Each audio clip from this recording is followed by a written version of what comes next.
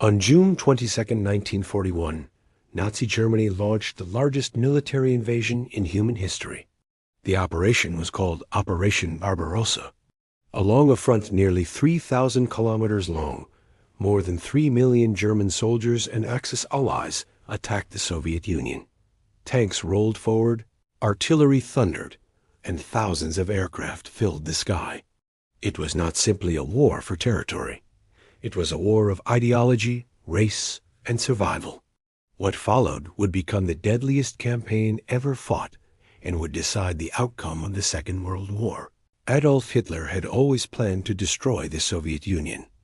In Nazi ideology, the USSR represented communism, which Hitler believed was controlled by Jews and Slavic peoples, whom the Nazis considered racially inferior. Hitler believed Germany's future depended on acquiring Lebensraum, or living space, in the East, Ukraine's farmland, Russia's natural resources, and the oil of the Caucasus were seen as essential to building a German empire that would last for generations. The invasion was never defensive. From the beginning, it was designed as a war of conquest and extermination.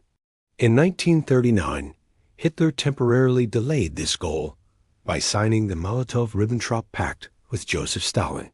Publicly, it was a non-aggression treaty. Secretly, it divided Eastern Europe into German and Soviet spheres of influence. Poland was partitioned. The Baltic states were assigned to the Soviet Union. The pact allowed Hitler to invade Poland and defeat France without fighting a war on two fronts. By 1941, he believed the moment had come to turn east. By the summer of 1941, Germany appeared unstoppable. Poland had fallen in weeks.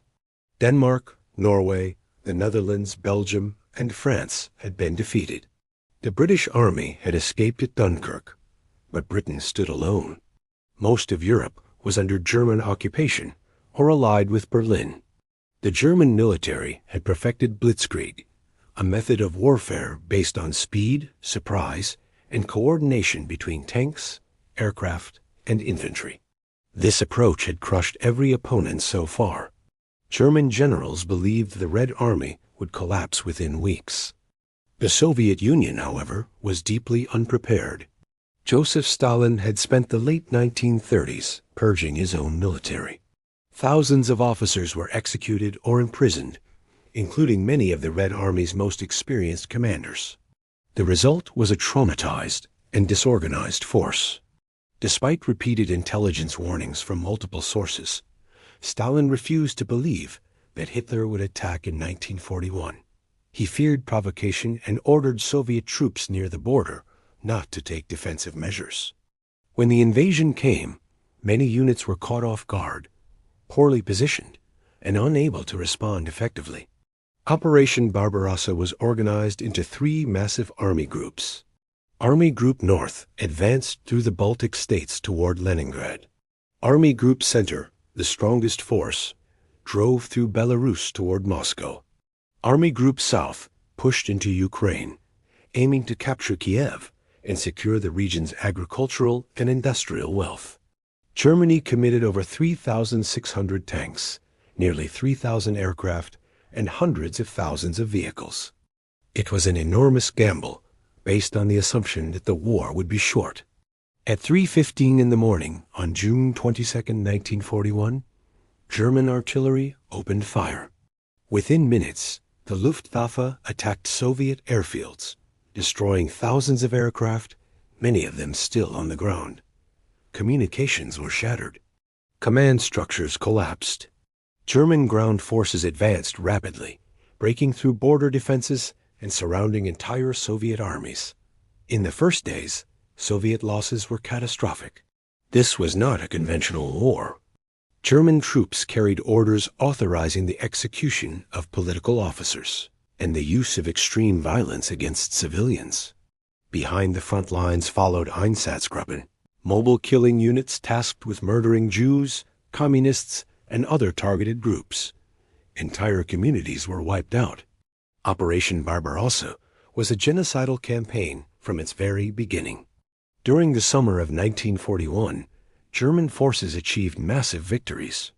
Soviet armies were encircled in huge pockets at places such as Bialystok, Minsk, and Smolensk. Hundreds of thousands of soldiers were captured at a time. Millions of Soviet prisoners of war were starved, abused, and left to die. Few survived captivity. By early autumn, the Red Army had suffered losses on a scale never seen before. Despite this devastation, the Soviet Union did not collapse. Factories were dismantled and moved east beyond the reach of German bombers. New armies were raised. Civilians were mobilized for total war. Resistance hardened as the conflict deepened. Germany was winning battles, but it was losing time. By late summer, Army Group Center stood deep inside Soviet territory. Its objective was Moscow, the political heart of the Soviet Union and the center of its rail network. Many German commanders believed that capturing the capital would end the war. Hitler, however, hesitated. He diverted forces north toward Leningrad and south toward Ukraine, prioritizing resources over a decisive political victory. This delay gave the Soviets time to regroup. In October 1941, Germany launched Operation Typhoon, the final push toward Moscow. Over 1 million German soldiers advanced once more. Initial success followed. Large Soviet formations were encircled near Vyazma and Bryansk, and hundreds of thousands more prisoners were taken. Panic spread in Moscow. Government offices were evacuated, and preparations were made for a possible evacuation of the capital. Then the weather changed. Autumn rains turned unpaved roads into rivers of mud, a seasonal phenomenon known as the Rasputitsa. Vehicles became stuck. Supply lines broke down. The German army, designed for short campaigns, struggled to move forward. At the same time, Soviet resistance continued to strengthen. Joseph Stalin made a critical decision. He remained in Moscow. On November 7, 1941, as German forces stood less than 30 kilometers from the city, Stalin held a military parade in Red Square. Troops marched directly from the parade to the front. The message was clear. Moscow would not fall. Fresh Soviet divisions arrived from Siberia, well-trained and equipped for winter warfare. These troops were redeployed after Soviet intelligence confirmed that Japan would not attack from the east. As temperatures dropped, the German army faced conditions for which it was unprepared. Soldiers lacked winter clothing, weapons froze. Engines failed, frostbite claimed thousands of casualties. In December 1941, the Red Army launched a massive counteroffensive. German forces were driven back from Moscow in shock and disorder. Hitler ordered his troops to stand fast and forbade retreat, worsening losses in many areas. By January 1942, German forces had been pushed back more than 150 kilometers. For the first time, Germany had suffered a major strategic defeat. Operation Barbarossa had failed. The Red Army had not been destroyed. Moscow had not been captured. The Soviet Union remained in the war and was growing stronger. The conflict in the East became a long and brutal war of attrition that Germany could not win. Behind the front lines, the violence intensified. Millions of civilians were murdered. Entire villages were burned. The systematic extermination of Jewish communities expanded across Eastern Europe. Operation Barbarossa laid the groundwork for the Holocaust and the total destruction of vast regions. This brutality was not accidental. It was deliberate policy. By invading the Soviet Union, Hitler created the very situation he had sought to avoid, a prolonged two-front war. In December 1941, the United States entered the conflict, turning the war into a global struggle. Germany now faced enemies with greater manpower, resources, and industrial capacity.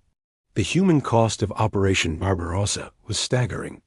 By the end of 1941, millions of Soviet soldiers were dead or captured. Civilian casualties numbered in the millions. By the end of the war, the Eastern Front would claim more than 30 million lives, making it the deadliest conflict in human history. Operation Barbarossa began as Hitler's greatest gamble. It ended as his greatest mistake.